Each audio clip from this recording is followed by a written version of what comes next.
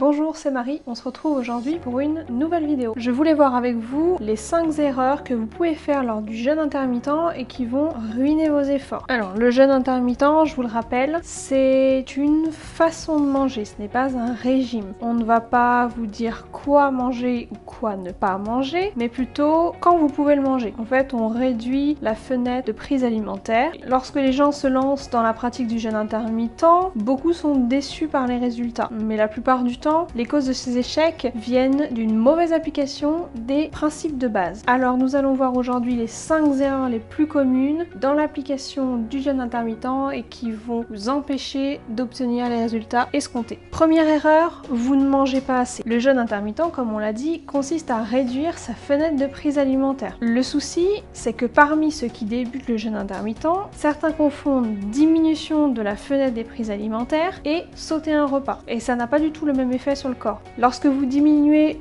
votre fenêtre de prise alimentaire, vous condensez vos 3 repas en 2 repas. Imaginons que chaque repas vous apporte 500 calories. Si vous consommez 3 repas par jour, ça fait 1500 calories. Si vous pratiquez le jeûne intermittent, vous allez condenser vos 3 repas en 2 repas. Et chacun de ces repas devra alors représenter 750 calories. À l'opposé, si vous sautez un repas, vous allez simplement supprimer un repas, il ne vous en restera que 2. Vous ne consommerez que 2 fois 500 calories, soit 1000 calories. Il y a donc 500 calories qui sont perdues. Alors vous allez me dire, super, moins je mange, plus je perds de poids.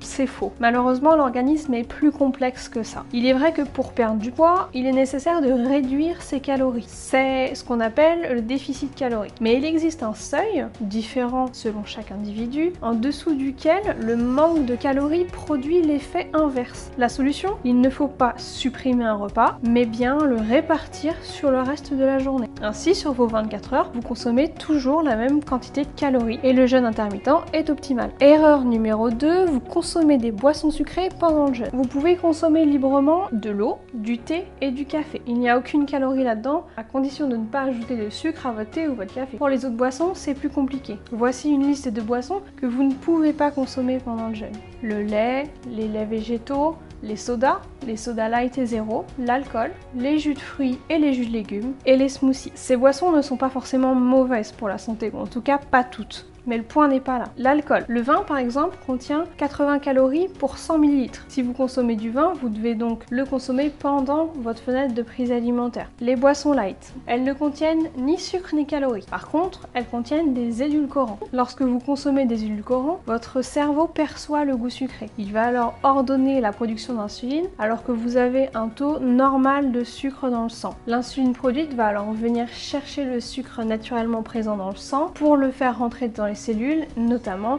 les cellules graisseuses. Les jus de fruits, les sodas, les smoothies et le lait. Ils sont globalement très riches en sucre. Si vous en consommez, il va se passer la même chose que pour les édulcorants. Votre corps va détecter le sucre, produire de l'insuline et stocker le sucre sous forme de graisse. Erreur numéro 3. Vous mangez mal. Vous l'avez sûrement entendu dire un peu partout sur internet, le jeûne intermittent c'est formidable. Mais c'est vrai. Cette méthode a aidé beaucoup de personnes qui n'arrivaient pas ou plus à perdre du poids. Mais ces merveilleuses expériences sont parfois mal comprises et mal interprétées. Beaucoup pensent que diminuer sa fenêtre de prise alimentaire est suffisant pour perdre du poids.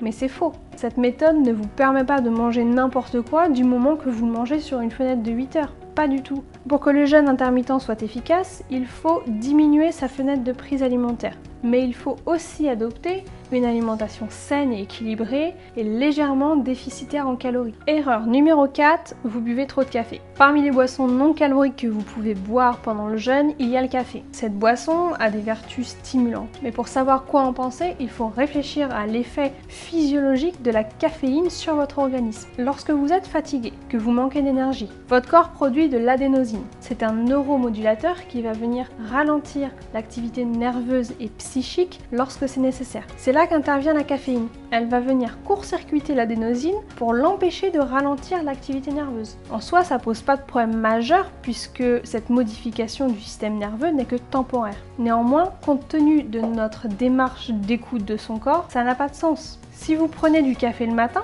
c'est sûrement pour combattre la fatigue et avancer dans votre journée. Mais si votre corps vous envoie ces messages de fatigue, c'est pas pour rien. C'est qu'il y a quelque chose qui ne va pas dans votre corps. Alors ça peut être deux choses. Soit vous avez du mal à émerger de votre sommeil, ou alors vous vous réveillez vraiment fatigué. Si vous avez juste un peu de mal à vous réveiller, vous pouvez prendre une tasse de café, pas de souci. Maintenant, si vous vous réveillez vraiment fatigué, c'est un problème plus profond, car vous n'êtes pas censé être fatigué au réveil. Si c'est le cas, c'est qu'il y a sûrement quelque chose à changer dans votre rythme de vie ou dans vos habitudes. Vous êtes stressé, votre sommeil est perturbé, ou vous manquez de sommeil, votre alimentation est trop pauvre en calories, ou alors votre alimentation est déséquilibrée. Si vous trouvez ce qui cloche, alors votre consommation de café va s'améliorer d'elle-même. Erreur numéro 5, vous ne mangez pas assez le soir. Le jeûne intermittent, c'est pas compliqué. La seule chose difficile au début, ça peut être la faim. Effectivement, lorsque vous n'avez pas mangé depuis 14-16 heures, vous attendez le repas suivant avec impatience. Malheureusement, c'est souvent ce qui pousse les gens à arrêter. La fin du jeûne est beaucoup trop difficile à supporter et les gens craquent. La clé, c'est le dernier repas de la journée. Il est impératif que vos apports caloriques du dernier repas de la journée soient conséquents et qualitatifs. Votre dernier repas de la journée doit comporter des féculents complets pour vous apporter de l'énergie qualitative pendant plusieurs heures, des protéines, animales ou végétales, pour vous sentir rassasié jusqu'au prochain repas, des bonnes graisses qui sont longues à digérer et vont ralentir la digestion de tous les aliments pour distribuer l'énergie sur plusieurs heures. Et puis des légumes pour faire le plein de vitamines et pour vous remplir physiologiquement l'estomac. Si vous suivez cette structure de repas, croyez-moi, vous allez bien plus facilement tenir jusqu'au prochain repas. Voilà, vous avez donc les 5 erreurs que vous faites peut-être et qui vous empêchent de voir les résultats de votre jeûne intermittent. Que vous ayez déjà commencé à pratiquer le jeûne ou bien que vous commenciez tout juste à y penser, il n'est jamais trop tard pour perfectionner ses habitudes. Dans tous les cas, le plus important dans la pratique du jeûne, c'est la régularité et l'équilibre. Une dernière chose à garder à l'esprit. Aussi efficace que soit cette méthode, elle n'est pas adaptée à tout le monde. Il existe d'autres méthodes minceurs qui vous donneront les mêmes résultats. Merci d'avoir regardé cette vidéo jusqu'à la fin. Je vous souhaite bon courage dans la pratique du jeûne intermittent et n'hésitez pas à vous abonner si vous voulez voir d'autres vidéos sur le thème de la nutrition.